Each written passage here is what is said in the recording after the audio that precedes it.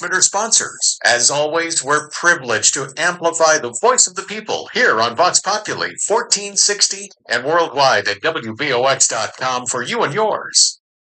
There's all calling guest 1460. Yes, she'll be calling in about a minute. Okay.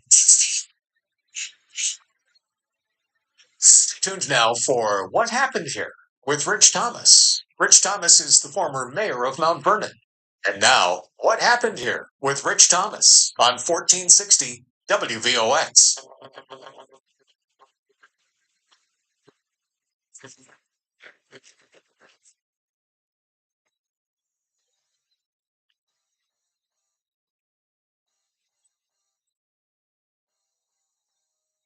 Welcome back, welcome back, welcome back. My name is Rich Thomas, former mayor of Mount Vernon. You're listening to What Happened Here, and we're here every Wednesday from 12 noon to 1 p.m. on WVOX 1460 AM on your AM dial and worldwide on WVOX.com. Today, we're going to unpack President Biden's State of the Union address, and we invited a very special guest to call in. We know that he's in transit right now, and we hope that his reception is strong enough to make the call, but we know he's connected to God, the man of God.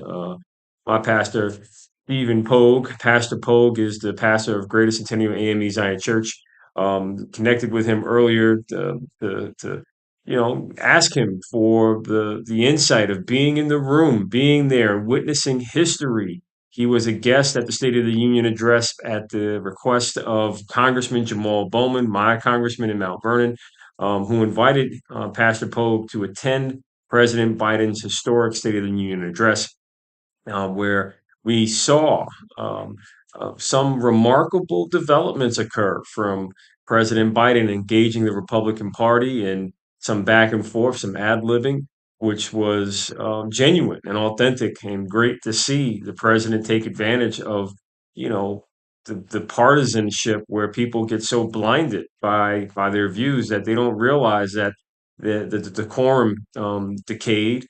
But not only did it decay, it created an opportunity to pull it back together. And that's what the president is supposed to do. The president's supposed to pull everyone together, no matter what extreme they're on, trying to pull them in.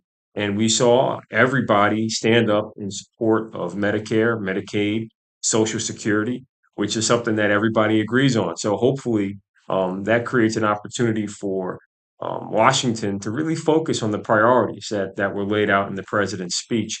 And we hope that Pastor Pogue is able to call in to share some of the insight from the honor and the moment where he was able to hear some of the more, I would say, known members of Congress.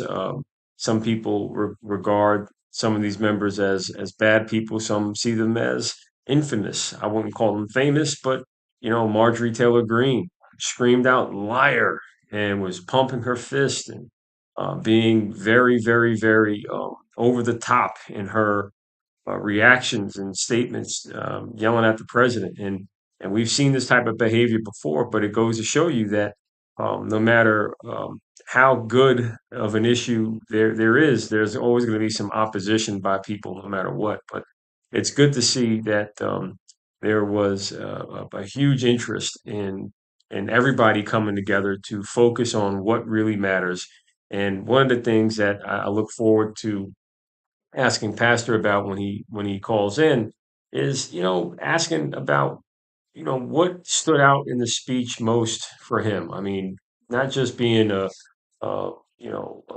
person that's in the room, but just someone that's been on such a spiritual journey, someone that's been through a lot in life, seen a lot of the country, having been out in Oakland, California, preaching, coming into Harlem to do hip hop preaching and kind of creating that whole craft, and then coming to Mount Vernon to lead one of the most historic churches and being adopted by Mount Vernon, as he likes to say. I just know that he definitely has a lot to offer, and hopefully we can get him on the line as he's in transit back from Washington D.C. to discuss with us the situation with the speech. Later in the show, we're going to talk about the migrant crisis. We're going to open the phone lines to ask everybody to weigh in on what they think about the migrant crisis. Governor Patterson was in the news last week about this, and I was on this radio show last week where I mentioned I have very strong feelings about how homeless people in New York, homeless veterans cannot get help, but yet hotels in New York City can be opened and turned into a destination for people that literally they made it into the country, they cut the line, they bypass the process, but yet we find $1 billion to help these people that come in without helping the homeless and the veterans that are hurting right here, right now. And that's a problem for me because, it goes to show you that we can address some of the problems that we have in our community. Hey, how you doing on Instagram? But it's frustrating to know that there are thousands of families here in Westchester County facing eviction, facing, challenges, and they need a boost, and they can't get that boost. And I want to get your opinion about what is going on. And if you want to call in and talk about that, the phone number is 914-636-0110. Again, the phone number is 914-636-0110. So as we get into the conversation about the president's speech, one thing stood out for me most, and the president opened up with the word possibilities. When you think about America, you do have to kind of ask, what is America about? And for him to start with the word possibilities, it speaks to the history and the heritage of not just our founding of the country, but really to our spirit, where we have a never quit, always gonna go and get it mentality that will that's enshrined in our Constitution, that is, um, truly uplifted and regarded in our founding, even in Mount Vernon, where we have a true connection to the Bill of Rights and the First Amendment, free speech. It was founded in Mount Vernon. It was founded on the belief that it is possible to question power, and it is possible to have a free press and free thought and free religion, and all that came out of the John Peter Zenger trial in Mount Vernon. And when you go back and trace the origin of this occurrence, it was all about possibility. And for the president to say, you know what, it is possible to have a Congress that may be led by Republicans that have some extreme views, but it's possible to find a way to bring everybody together to focus on what really matters. And some of those things were meat and potato issues that I think we all care about: cable bills, food bills, utility bills.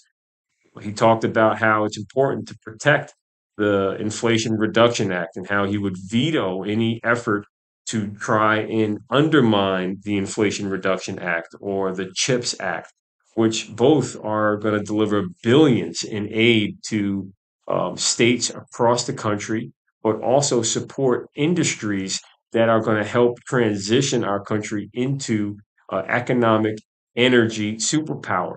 And what's really exciting for me is knowing that it creates a pathway for people that graduate high school to get great work, not just working at a Starbucks or Dunkin' Donuts or another retail store. We need those roles and we need those opportunities to get started. But we also need people that where college is not for them, they need a shot at having a great quality of life and participate in the American dream. And for the president to make it clear that he's going to defend the Inflation Reduction Act, defend the CHIPS Act, take every step to ensure that there's access to training and education so that people can get into the workforce, be it plumbing, electrician, um, utility work, building green infrastructure. These are all great jobs that don't require a college education. It requires some training, requires certification, requires some hard work. But these programs are essential to have, to have access to a new possibility of work that will, lead to a great opportunity to pursue the American dream. And I'm looking forward to these programs playing out over time so that we can discuss more of the steps of how people can access them. We're going to take our first break. We'll be right back from this break. You're listening to What Happened Here. Don't change that dial.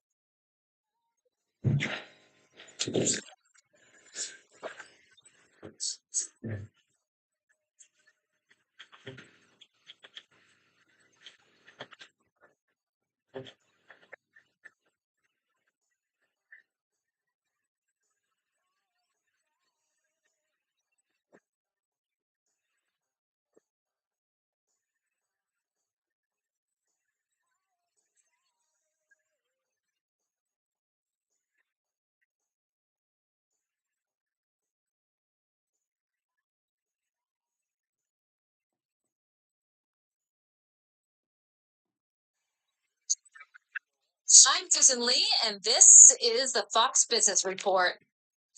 Stocks are under pressure after New York Fed President John Williams said policymakers will probably need to maintain restrictive interest rates for a few years to restore inflation to pre-pandemic levels. Microsoft shares are rallying up more than 1% after it revealed plans to add artificial intelligence that powers ChatGPT to its Bing search engine. It's a direct aim at Google.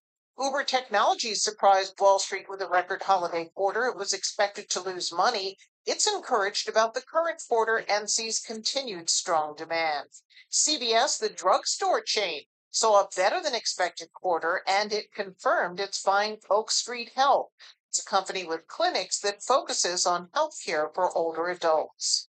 That's your Fox Business Report. I'm Ginny Cosola, invested in you. Democrats just want to win the next election, and they're trying to do it with ceaseless money printing. They do not care if the value of your retirement is sacrificed. Hi, Stephen K. Bannon. It is critical to protect your retirement right now with a gold IRA from Birch Gold Group. To learn more, get a free info kit on gold IRAs by texting the word shelter to 989898. There's nothing to buy and no obligation at all. Text the word shelter to 989898 to get a free info on gold. This is WVOX at 1460 for Crestwood, Mount Vernon, and the Bronx. 1460. And now back to What Happened Here with Rich Thomas, former mayor of Mount Vernon, on 1460 WVOX.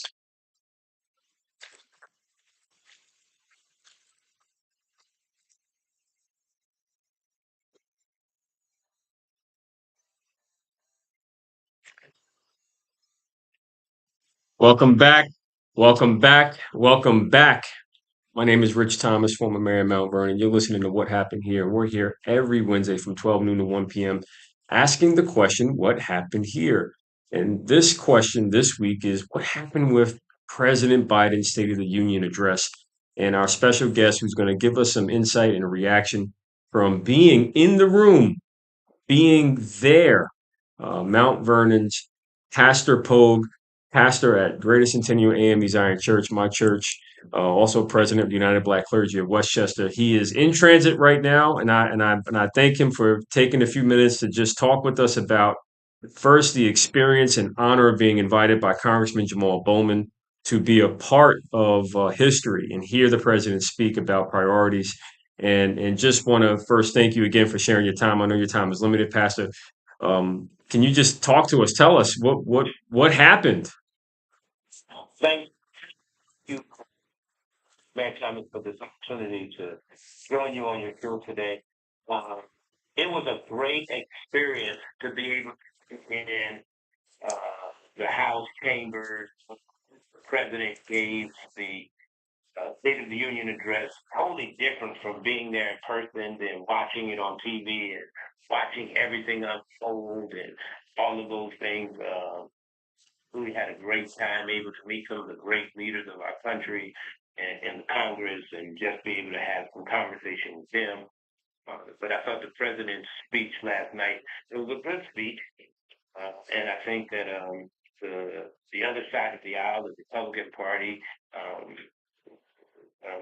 when you look at this, you're used to having seen some decorum and people would be respectful and that didn't happen last night as people gathered out and all of the rest and so it was very interesting. So to be a part of history, this is the first time visitors were allowed back, especially since the insurrection that happened on January 6th. And so to be able to be part of this first group of visitors able to be in the gallery and to be invited by our very own Congressman Jamaal Bowman was.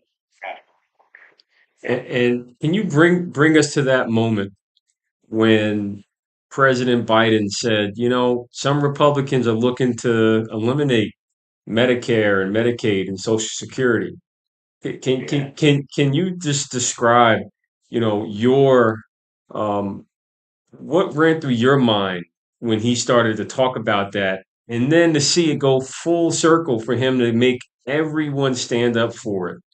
What can you describe that for us? I mean, in the moment, I didn't know how brilliant the moment was, but it was a brilliant moment that you can almost see the whole.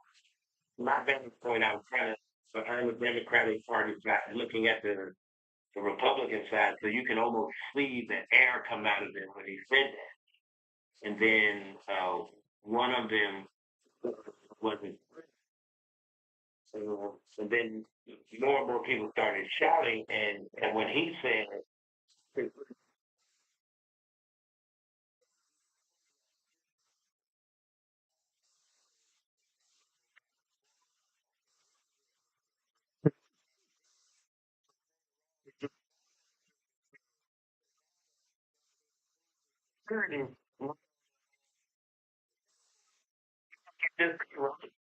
they all stood up and was like, yeah.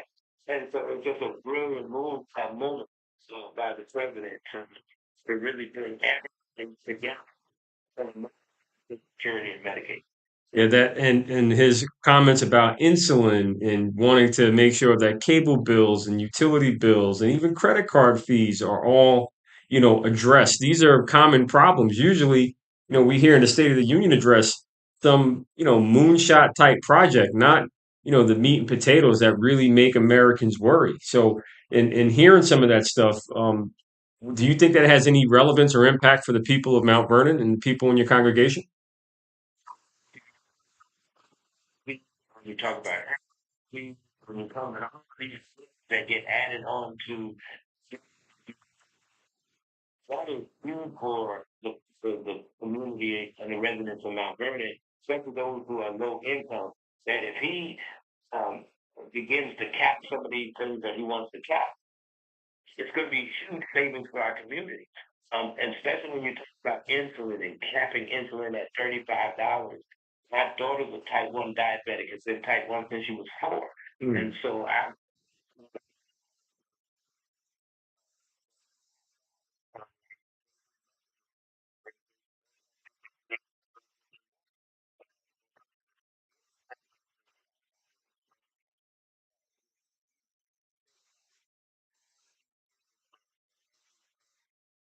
think we're in the president thinking about just go in to McDonald's to use the record so kids do their homework. You know, that should be unacceptable in this highly technological people on the internet at the ready. I firmly agree. You know, I have Verizon FiOS, and I struggle with the connection oftentimes, even though you know we don't have that many devices. It's a real challenge, and I hope that the president's words can happen quickly. I know that it takes time to put a lot of this into motion, but it's a relief to hear that it is a priority that he is focused on and going to make sure that there's effort and energy across his administration to get these things done. And some of it just requires, you know, some collaboration, like we saw with the Republicans on Social Security and Medicare and Medicaid. But other of it, you know, requires just some leadership, and I'm happy to see that. And just, you know, your main takeaway, you know, is there a key takeaway for, you know, a man, a pastor that's been on such a spiritual journey, such as yourself, from Oakland to Harlem to Mount Vernon, going through, you know, shepherding people through all types of trials and tribulations. What did it mean for you to be there following, being the first wave of people after January 6th? I think it was very huge. I think just even before the State of the Union speech, and to be able to meet other guests of other congressmen, and how excited everybody was to be able to be in that atmosphere. We went to a reception that um, Hakeem Jeffries had, and so many people who were just think about where we are and being in that place. And so I'm excited for what I think they can do. So Well, I thank you for joining. I don't know if you can stay on over for one more talk, but everybody don't change that dial. You listen to what happened here.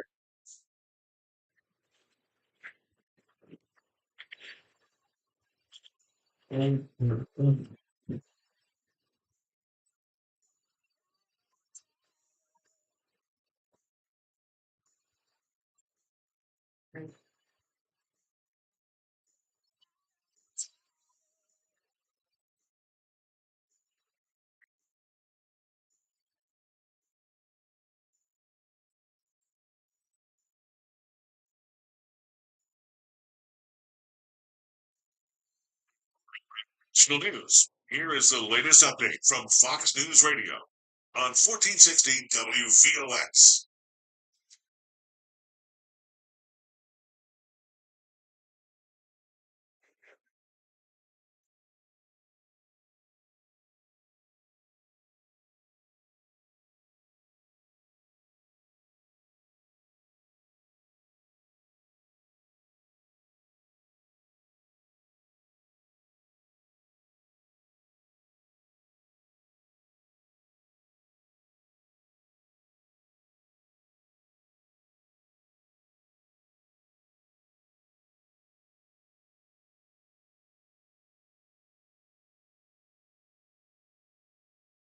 Are gathering and preparing for a military parade. Fox's Alex Hogan. Zoom is laying off 15% of its workforce. The video communications company took off and staffed up because of the COVID pandemic. America's listening to Fox News. Between the junk you've accumulated and purged and the waste generated from everyday living, you need to rely on your trash removal service to get the job done. You deserve honesty. You expect reliability. You need CRP Sanitation. Since 1979, CRP Sanitation has been the trash removal company homeowners, business owners, and contractors have depended on for honest, reliable service. No dispatchers in different locations who don't know you, no answering services. CRP employees answer the phones, and they know their customers by name. Communication is a key to their success. Communication with you. Other companies offer the world and never deliver. CRP Sanitation offers exactly what you get. Honesty, dependability, professionalism. Doing some remodeling? CRP Sanitation can estimate the weight and needs of a dumpster, and that means not paying more than you need or having to add additional services at additional costs. Not all trash companies are created equal. Family owned. CRP Sanitation. Westchester's finest in sanitation. Call 592-4129. 592-4129. Hi, this is Dr. Ronald Hoffman, your trusted partner in health and wellness for over 30 years. Catch my show, Intelligent Medicine, on WVOX every Saturday at 4 p.m. and Sunday at 5 a.m. for cutting-edge health information. Also check out drhoffman.com for updated vital health news throughout the week, as well as for access to the highest quality supplements and to find out how to... Hey, everybody. That's Intelligent Medicine with About to come back from break. Thanks for joining. Anytime at DR And Hoffman. thanks to Pastor Pogue for Today's forecast. Here's Steve Pellettieri's Eye on Weather on 1460 here comes the weather. WVOX. Yes, Westchester County in the vicinity for this afternoon. Partly to mostly sunny skies, still mild. Highs will climb to around 50. Northwest winds gusting to 15. Partly cloudy weather this evening. Overnight low dropping into the lower 30s. Cloudy skies with rain through the later afternoon on Thursday. Should be on the light side. Highs climb near 50. 50% chance of showers Thursday evening. Then gradual clearing through the overnight. Temperatures rise into the lower 50s towards daybreak. Mostly sunny. Continued mild on Friday. Highs to the upper 50s. Sunshine continuing on Saturday, back in the middle 40s. Chance of some rain or snow showers on Sunday, lower 40s. Steve Pellettieri, June 1460 WVOX, Whitney Global Media Station. Many different voices are heard in the land. 1460 WVOX. 1460 WVOX. And now back to What Happened Here with Rich Thomas, former mayor of Mount Vernon, on 1460 WVOX.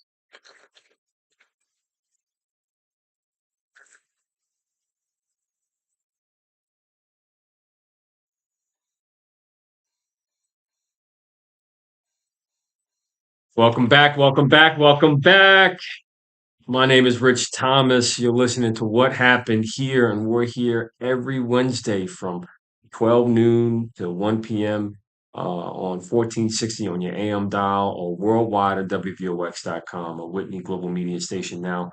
Phone lines are open at 914-636-0110. Again, it's 914-636-0110. We were discussing the president's State of the Union address. We had a very special guest call in. Our special guest that called in was with Pastor Stephen Pogue. He is the pastor of Greater Centennial A.M.E. Zion Church in Mount Vernon. He attended Biden's State of the Union address last night as a guest of Congressman Jamaal Bowman. Pastor Pogue is the president of the United Black Clergy of Westchester, chaplain of the Mount Vernon Police Department, serves on numerous boards and commissions, and is a proud member of the Omega Psi Phi fraternity. So if you want to learn more about Pastor Pogue, my pastor at greatercentennial.org, you can check him out. And, last night, he attended the State of the Union address. He called in. He could not stay over, but we do have a call that called in to talk about a combination of topics: the president's speech, or we can talk about the migrant crisis, which I know that I definitely want to talk about. So, Vince, thank you for joining. What happened here? Right? Tremendous. Talk to me. So, you go. He had to go. He's in transit. I know he's either on the train or I know he's making his way back to New York. So he just I thank him for the few minutes just to give us a quick recap of what happened last night. Um,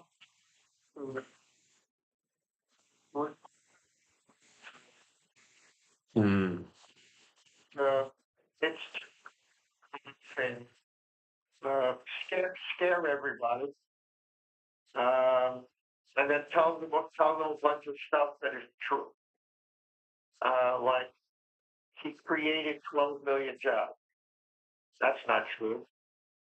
Most of those were jobs that came back after the economy was shut down. And of course, the one that the Reverend was talking about, the pastor, the foolish statement that the Republicans want to do away with Medicare and Social Security. Kind of reminds me of that TV commercial years ago when the Democratic Party ran a campaign ad with showing the Republicans or somebody pushing grandma in a wheelchair over a cliff. So that worked. It worked. The so-called Inflation Reduction Act that you speak of had nothing to do with reducing inflation. It sounded good. It was really the Green New Deal package in a different product. That's another story for another day. I guess my main concern is this headlong rush to tell the people of Mount Vernon and yourself, at least here in New York and nationally, if they can get away with it, that you will not be able to buy a gas stove, a gas furnace, a gas water heater, or oil stove, oil water heater, or after the year 2030. So if you own a house in Mount Vernon and your furnace breaks down after 2030, you won't be able to replace it with a gas furnace or oil furnace. You have to spend the tens of thousands of dollars to convert your home to electricity. Now, some people think that's a good idea. Biden does. They temporarily put it on hold, but it'll come up again under the guise of a health concern or something else. This is where we are now with our politics. It's to micromanage the American population to such a degree, it makes no sense. The last thing I was with another call, but here's the thing. president made a big deal about the profits that oil companies make, and then said, and they didn't invest that in new refineries or drilling or anything to reduce prices. Then later on in his speech, I don't know if you caught it, he said, well, we're going to have to use gas and other for at least 10 years. Now, if you're the head of Exxon or BP oil, and it costs hundreds of millions, maybe billions, to invest in a new refinery or to get oil fields up and running. If he told you, well, we're only going to be using these for maybe for 10 years. Is Biden an idiot for saying that? Nobody would invest in any that's point. Blame the oil companies for not producing, even though we're shutting down their industry. Okay, America, that's what you want. You want to keep voting for these lovely guys in that Democratic Party that are making these ridiculous rules? I mean, go right ahead.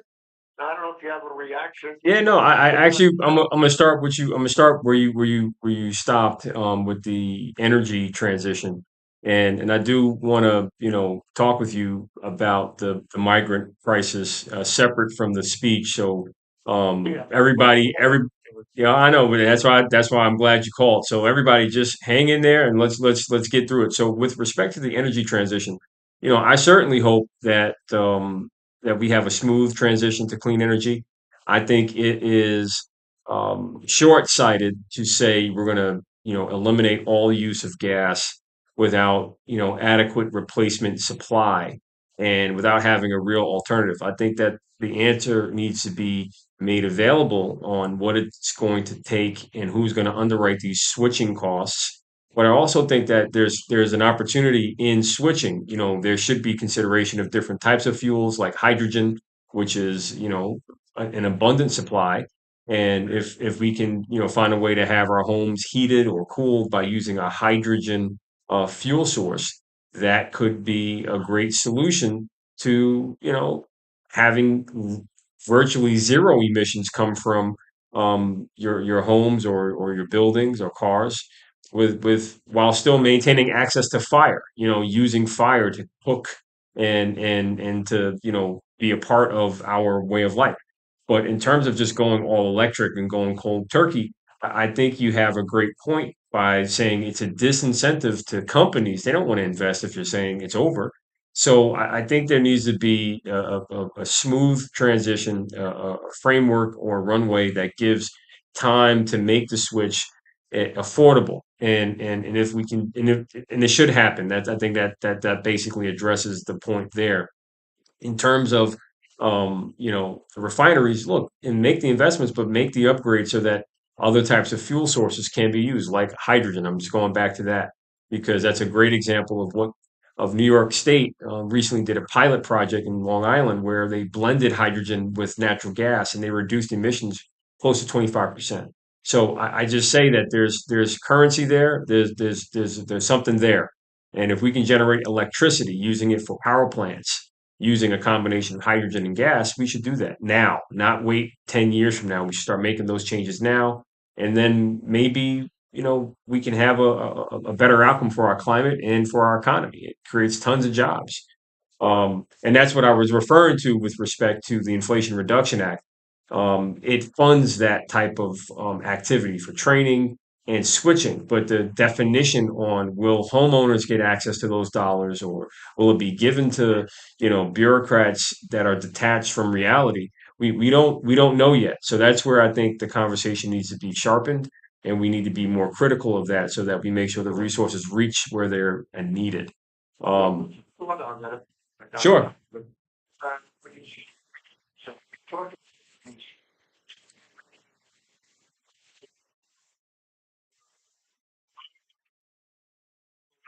when the industry developed and the automobile developed, there was no government program to build gas stations around America. No, that's not true. It was built by the private sector because there was a lot of people want, but because this so-called transition is not cost effective, does not work in the private sector. Well, I need you to hold that. I need you to hold that thought, and I hope you can stay on the line. We're going to pick this up when we come back from break. Don't change that dial. Listen to what happened here. We're talking about energy transition in history and in the future. Don't change that dial.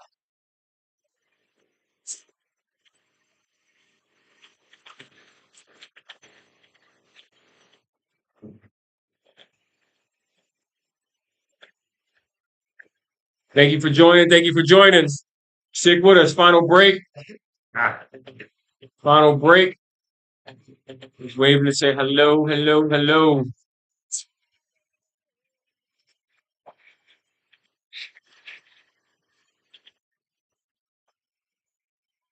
So we're talking with Vince. Vince is a great um, loyal listener of VOX and participates in this show. I know you heard him in the past.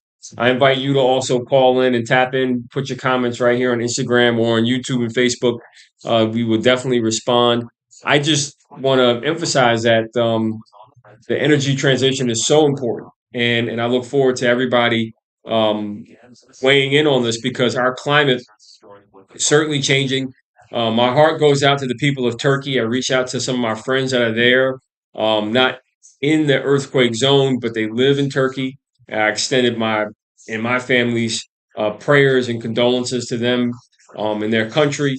It's a devastating loss for that earthquake to hit and just claim so many lives so fast. And I certainly hope that the global humanitarian response responds much more quickly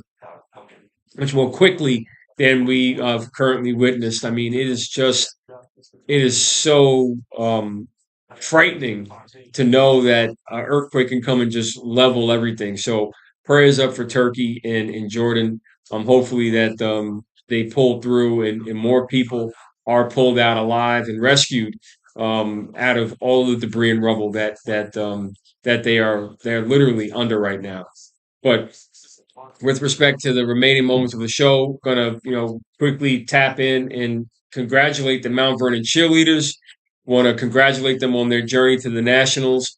Again, I was with Kayla Green's father last night, talking with News 12 about what it means to them to see their daughter, her name, continue to be uplifted and remembered and celebrated.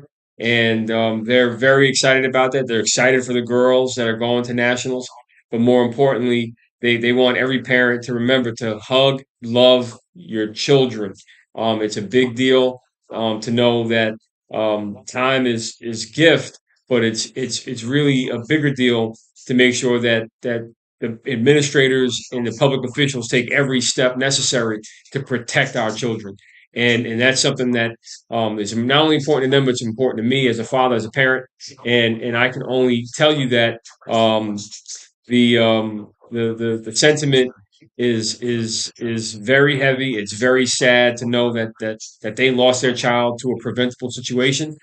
And I'm just so inspired that they are continuing to be open and vocal about the issue so that others don't experience the pain and suffering and grief that they are going through. So everybody keep the Green family up in prayer. Celebrate our girls going to Florida for the Nationals. Hopefully, them just being there is a victory. But truly them, celebrating Kayla's honor is just a tremendous honor. And I'm so proud of these young women.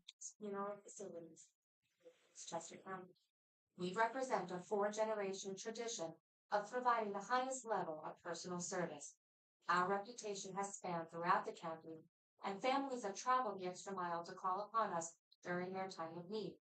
Our spacious facilities and parking area provide immeasurable So we lost connection on Instagram, but we just put it back on.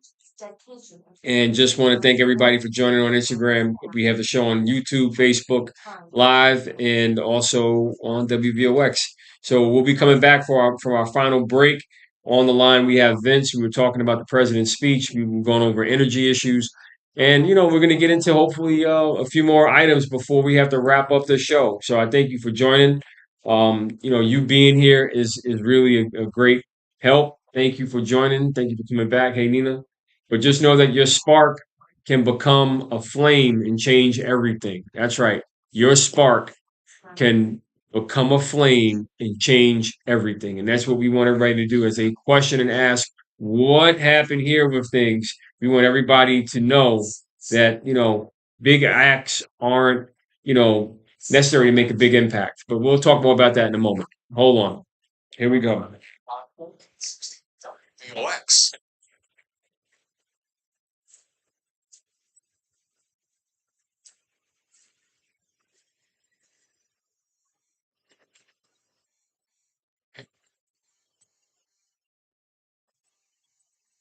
Welcome back. Welcome back. Welcome back. My name is Rich Thomas. You're listening to What Happened Here, and we are here every Wednesday from 12 noon to 1 p.m. asking that question, what happened here? And this week we asked the question of what happened with President Biden's State of the Union address. Earlier in the show, we had Pastor Pogue from Greater Centennial A.M.E. Zion Church, my church, the United Black Clergy of Westchester President and Chaplain in the Mount Vernon Police Department, Pastor Pogue, was on the line talking about the historic moment of being in the room, being there as a guest of Congressman Jamaal Bowman to discuss, to witness history and be a part of the State of the Union address as a distinguished guest. It was a huge honor to Mount Vernon, and so happy that Congressman Bowman invited him to be there and to see it all happen and to be a part of the first wave of people allowed back into the Capitol after January 6th. And before we went to break, we were talking about energy issues and some of the policies that the president accomplished with the Inflation Reduction Act, CHIPS Act, what these things mean in terms of using our tax dollars and resources to, facilitate a energy transition for jobs and lower emissions. But there's still some other issues that remain that we need to talk through. And one of the issues that I look forward to talking to our guest about on the line, our guest Vince, I believe he's still on the line. Um, and if you want to call in and weigh in and participate in this conversation, we have a few minutes left in the show, but the phone number is 914-636-0110. Again, it's 914-636-0110. And one of the things that I do take issue with is the migrant crisis and how $1 billion was found to put migrants up in hotels in New York City that were shuttered during the pandemic. But we couldn't find that same money or the same compassion to put homeless people in hotels for to help them get the help that they deserve as Americans. So I find that a I find that problematic because I just think that it's wrong to use our treasure and our resources um, and not use it for people that are actual citizens and to tell citizens and residents of our country. Many here in Westchester County facing eviction right now cannot get help. But if you're a migrant coming from the border, you're getting a hotel and an Xbox. I find it just ridiculous. And look, I'm a Democrat and I'm saying this, but I've been saying this since for a long time. I think there needs to be a much better process, some real resources and thought put into how do we accommodate people that do come and seek asylum. But it can't be this roll out the red carpet and oh, by the way, we're going to stick Americans in the trash. It's not right, plain and simple. Vince, you have any thoughts about that? Yeah, well, you see, the thing is this, the migrants, the so-called migrants that are coming, certainly political end. The Democratic Party has already gotten enough mileage. Okay. Now, the long-suffering migrants, many filmed taking the 1,000-mile trip towards Mexico, the suffering of the women and children, well documented on CNN, MSNBC.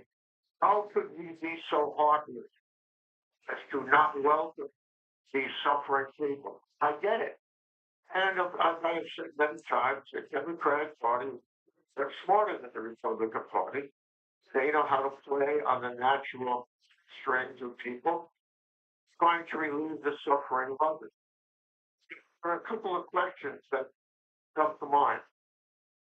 How many people are we willing to accept who say they are coming here for asylum? The vast majority of whom do not qualify, but they are given parole to come into the country while they wait for a hearing, which may happen in 3, 5, or 10 years.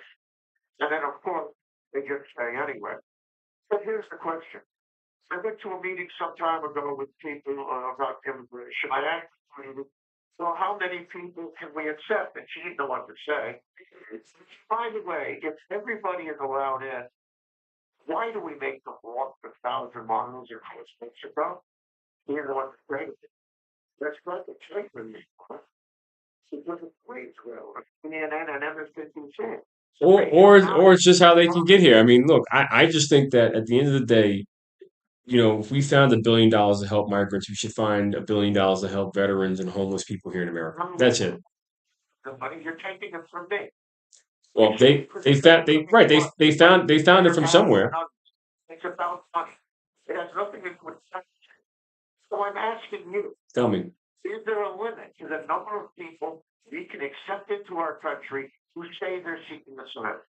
There is a limit, and they do, and there is a formula. And if you go back in time and see, it ties into the seasons. Like once upon a time, and no, hold on, I'm gonna give you an answer.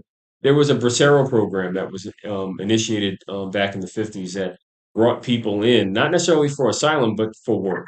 And when you look at a program like that, there are problems with that program, no doubt, but it at least had a mathematical limit to the amount of people that could come and why they were coming.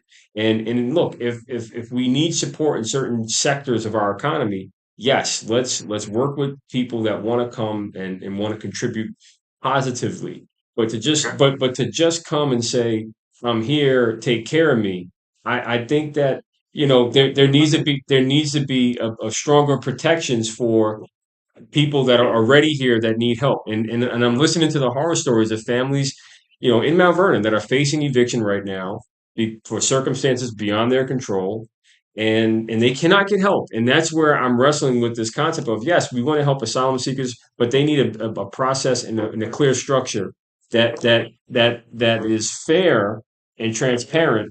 But we don't have that right now.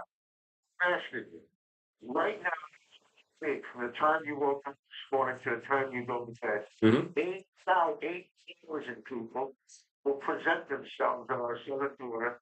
Those are the ones that want to be corrupt. They count the other hundreds, 9 that are running away. Okay? So they claim asylum. I know it, and as I say, the Democrats are very smart. They know how to get asylum laws. And there is no limit. So let me give an idea. No, hold on, but hold on. Let me. So this is how I would approach it. I would approach it like, look, how much is it costing us to run security? Hang on, we got to do the math. How much does it cost to run security? How much does it cost to process asylum seekers? How much does it cost in general? And if there's a way to say to these other countries, look, we would like to work with you to invest in your economy so that opportunity is available for no. You have, but these are the trade-offs. These are the trade-offs, and this is why I'm saying you have to make a decision to invest and help them build up, because if you don't, you're going to have the issue that we have right now where they're coming, they are coming, but they are coming because they want economic opportunities that are not available. And my point is there's a limit, It's not our but it's becoming our problem. No. But it's important to us to invest and support where we can. And if there is an opportunity to say, hey, we want to build out industries in these areas, we can do it in partnership, and that can be an incentive for these other countries to create opportunity for people in their country, and they will love to be and stay in their country of origin. But if they want to come, there has to be a process that I think prioritizes the true condition and the need of Americans that are homeless and facing eviction first. That's what I'm looking at. I'm looking at how do we prioritize our residents. I gave you an answer. I did the math and I said we have to calculate the cost and see if we can use or save some of those costs by investing some of those resources that we already use.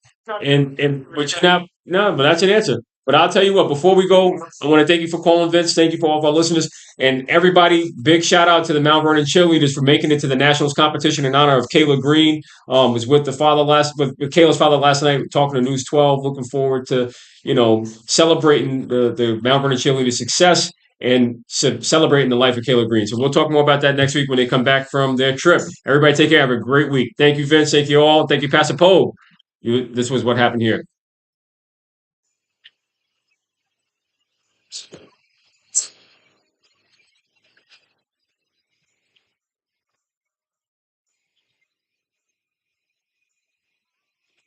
Take care, everybody.